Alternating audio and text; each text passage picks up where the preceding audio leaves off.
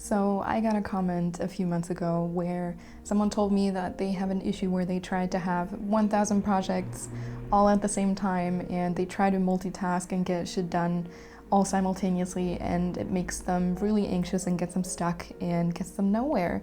And this was an issue I could really identify with, so today I thought I would make a video to answer this.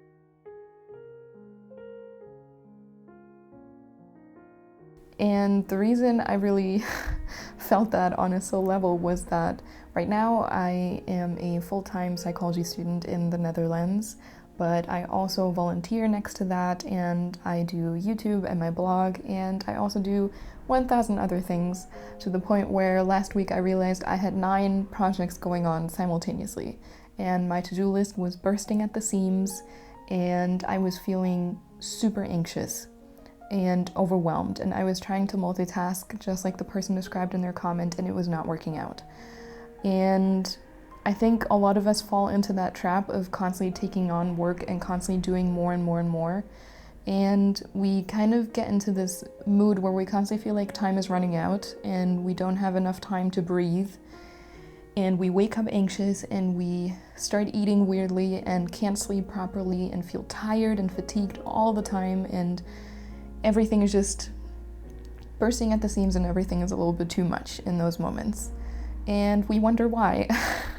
Because I feel like oftentimes we're not even aware of how many things we're actually taking on and how unhelpful that is, and how even kind of almost abnormal it is to do so many things at the same time. And I think we all also have this like perfect picture in our minds of having the perfect social life and work out every day, and some of us even meditate even day and take care of plans and do work and volunteer and do projects and all of this stuff, and we only have 24 hours in a day, but we try to cram them full and have a fully packed morning routine which feels like a job before you even start your job, then go to work and come home and do an evening routine that feels like another job, and try to read 5,000 books to better ourselves. And I tend to be very hardcore with my personal development journey as well, so additionally to all the things I'm learning and studying for university, I'm also learning and studying myself and do a lot of research by myself, and it's just, there's a lot going on, and I think we expect a lot from ourselves.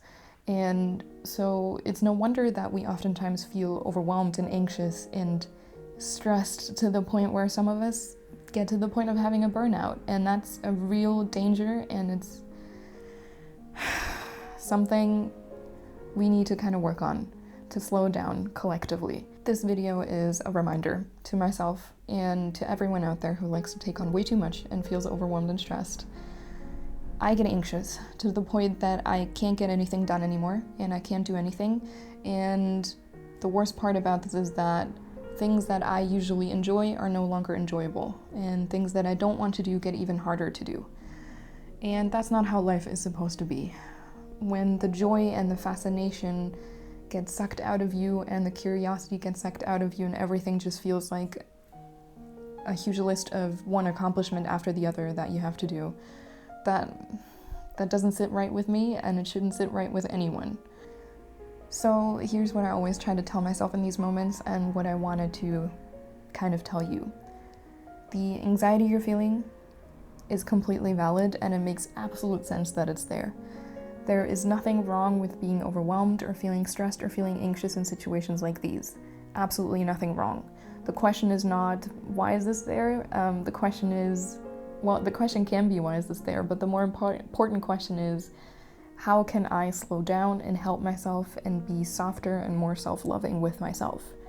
So we all know that when we are going through a situation that is very stressful, or when we are dealing with a threat emotionally, mentally, or physically, our body has 3 options, right? Which is fight, flight, or freeze. And when we're anxious, a lot of times our body has chosen the option of freeze.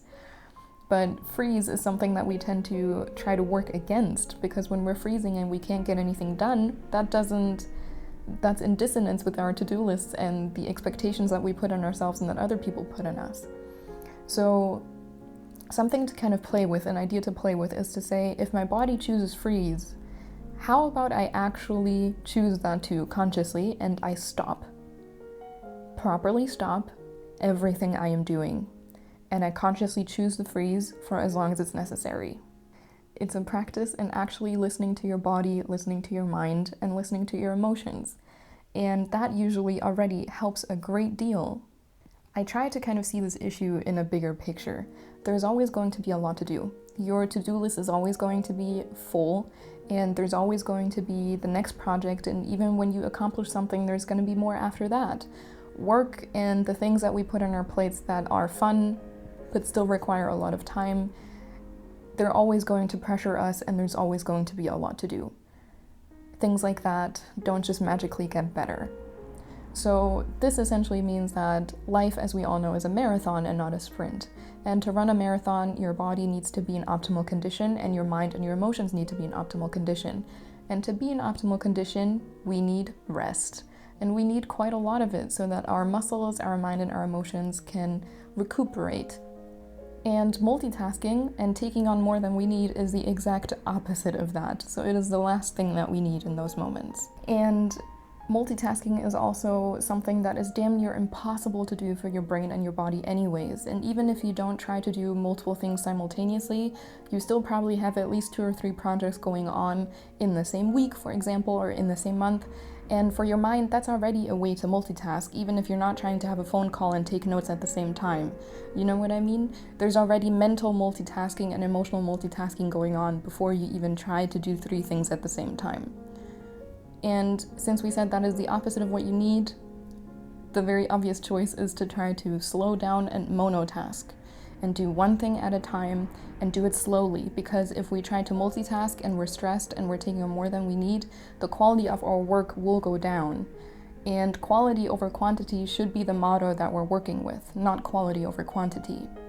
We are just one person, and there's only so much we can do. If you want quality work, you will need rest, and you will need to do work a little bit more slowly. And you need to feel physically and emotionally well to do good work.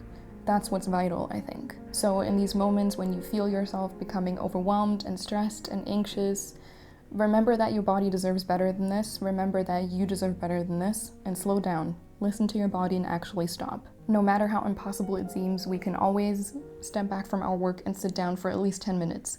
Maybe we can take an entire day off. Maybe we can go for a walk and slow down that way. But down-regulate the amount of stimulation you get. Go for a walk without music or without a podcast in your ear. Try to meditate, but don't make it a guided meditation. Just sit in a corner and be quiet, or try to take care of your plants and do nothing else, just that. There's ways to kind of just, like I said, down-regulate the amount of stimulation we get, and that's really important, I think.